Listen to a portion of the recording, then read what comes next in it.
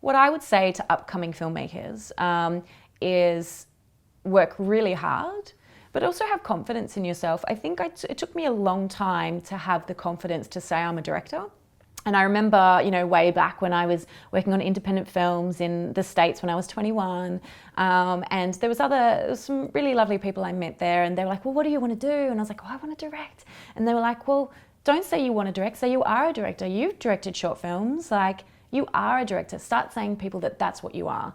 So I think it's about owning what it is you want to be, and having that confidence to present yourself and put your hand up.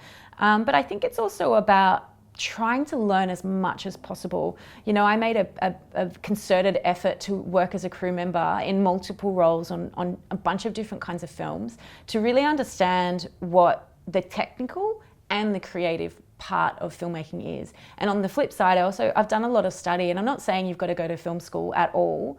Like for me, going to AFTRS, like I said, the biggest thing was that network of crew who now are my crew. I work with them.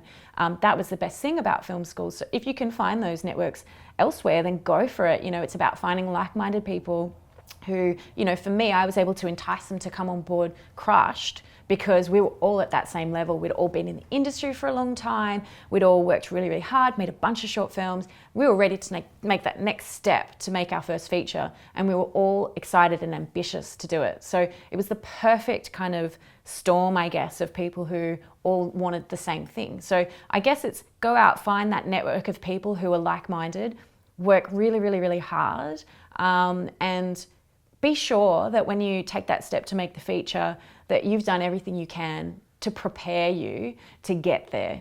I guess the other thing as well is that I think we're not so great at in Australia is being prepared to fail. Like, you need to, in order to be a great artist, I think you need to be prepared to fail, and you need to fail because that's the way that you grow as a person and as an artist. And the next film you make will be so much better because of the lessons you learned. And I know that in my past, the things that I've done well, it's like, okay, yep, I can do that. Well, they're going to be done well on the next time. But it's those other bits that you get better at and you learn from, and perhaps it's a trial and error, or you're experimenting and you're not sure if it's going to work and it pulls off or it doesn't, whatever. But I guess it's that excitement. Like for me, if I'm not learning, then I'm bored. So try something different, be prepared to fail, and try not to listen to that negative view that a lot of people have here that tells you that you're a loser if you fail. Like, you need to just brush yourself off, move forward, and start on the next project.